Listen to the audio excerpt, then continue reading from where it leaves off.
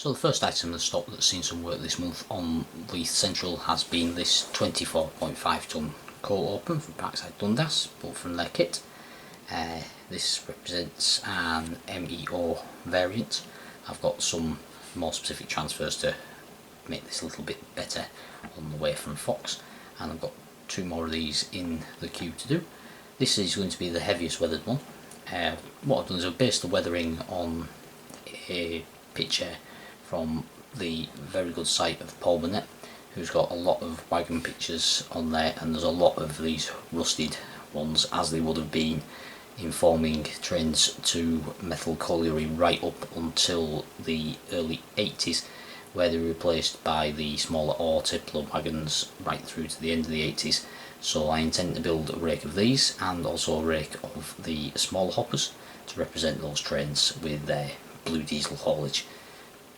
So the weathering approach is, this, would you believe, actually started out in freight wagon brown, and then it's toned down with quite a heavy coating of black washes, and then in a lot of the pictures there's a lot of grey touching in, and sort of like where there's been welding done on the wagons or patch repairs, and they show up in a much brighter grey. So the grey is actually put on over the top of the washes. There's a coat of sleeper grime in there as well, and this in total was about, I think it's about, there's about 7 different coats of weathering on this wagon.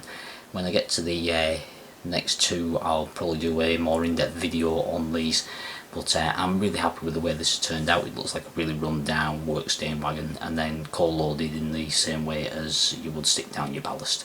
So that's the first one. We'll move on to the other wagons I've been working on.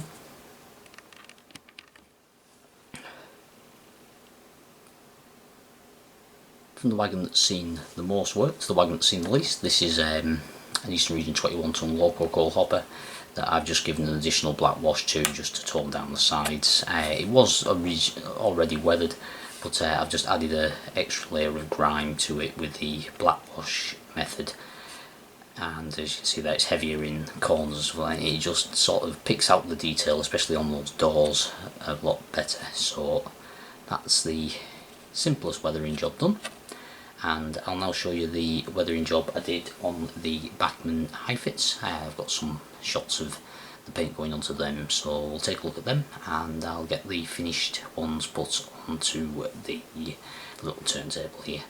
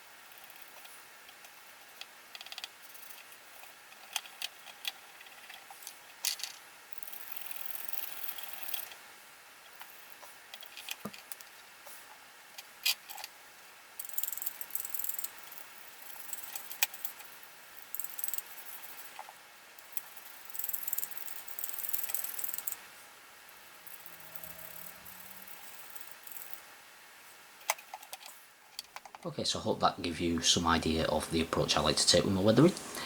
These are the 3 recently finished ones. These are from the Batman Collectors Club Limited Edition 3 pack.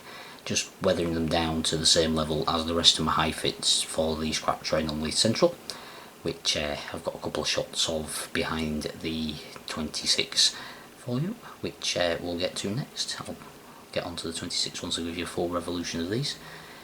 Same method as usual, black wash followed by levels of dry brushing in sleeper grime and greys and browns to varying levels, and I've actually varied the weathering between the 3 wagons, like one's slightly more brown, one's slightly more grey, and at varying different levels.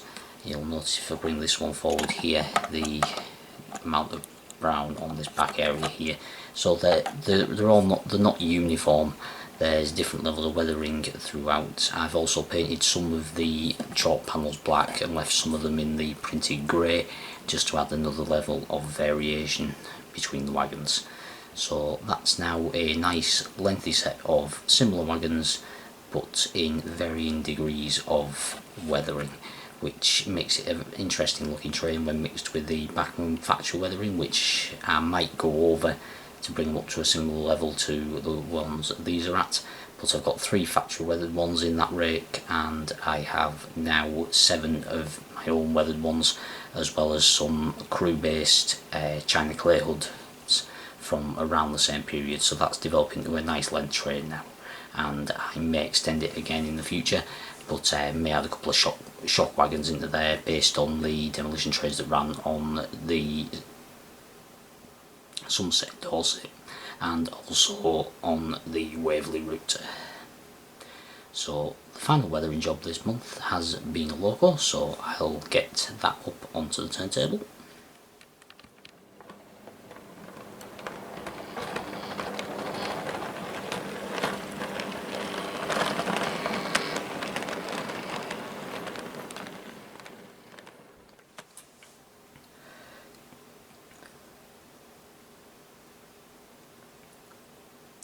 So the final weathering job this month has been on the Helljan Class 26, number 26040.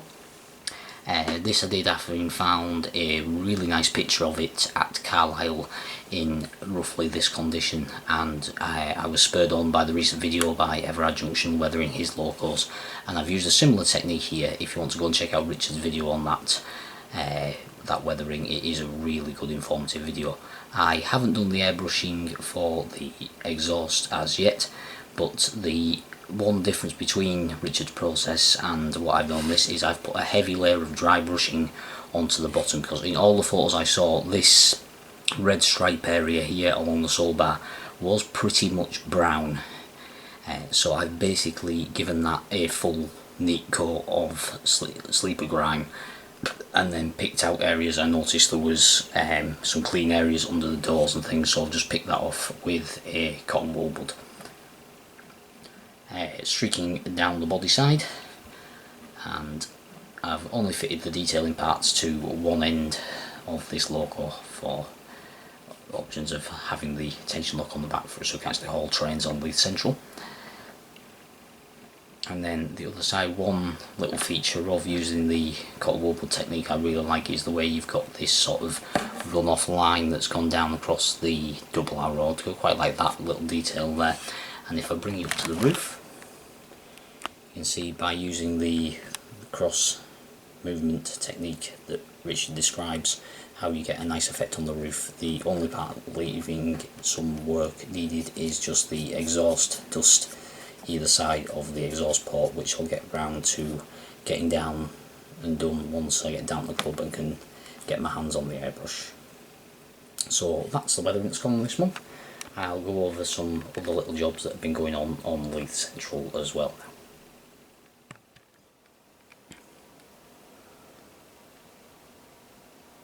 So I've also been pottering along with a couple of other little jobs around Leith Central, the main one being fitting these people to the bridge. These are all Pico model scene ones that I've painted up myself, and they were a nice little distraction in between my breaks in doing stuff for work. working from home of course, so those 10-minute breaks I can do a little bit of modelling. I've also finished the platform edging on platform 1 right the way through to under the bridge there, and started on the road surface up the front. The paving is completely in. I've just got some areas of the tarmac to fit there, and you'll see over there the rest of the high fits that I mentioned earlier that have also been weathered up and are ready to form a full rake for the scrap train. So that's now a nice long rake. The other area of work I have been cracking on with is in relation to the new shunt puzzle, as you may have seen in the running shots I've already shown you. So the shunt puzzle, the track plan is finalised, and I've built the first 2 buildings for it to get the first foots down. This is the Metcalfe boiler house and factory entrance. I've got the small factory there to add to that, and there's going to be a platform put in place next to where the brake van is there, just for running a passenger train in and out, principally as a shunt pull, and you see I'm just using a plank of polystyrene there as a fiddle yard for now. So we'll see how this develops slowly over time, and I've allowed that week I mentioned in the last update now to decide what's next for Leith Central. And that brings me on to the rest of the wagons I'm going to be working on, which will be the 24.5 tonne hoppers for the metal train, and also the ODA and VDA for the MOD train for Leith Central. They will be the wagons I will be focusing on, but the next area of build for Leith Central will be this, which is going to be an elevated signal box to go between the retaining wall I've already got in place and where the overall route starts. I really like these on the Hadrian's Wall line, which is what this is roughly based on. There was also one at Ness Bridge, which I've put some incorporations into how it's built and stuff. So I've got some stuff on order from Scale Model Scenery in order to start building that, so that'll be the next build for Leith Central. There'll be more progress on the shunt puzzle, the building of the other Metcalfe building, and looking at getting a track plan down and having a quick shunt about just to demonstrate how it works, and also that wagon project to look forward to. So stay tuned to the channel, and I'll have some proper updates and some proper builds for you in the coming weeks. Thanks for tuning in to this quick update, and I'll see you soon. Cheers.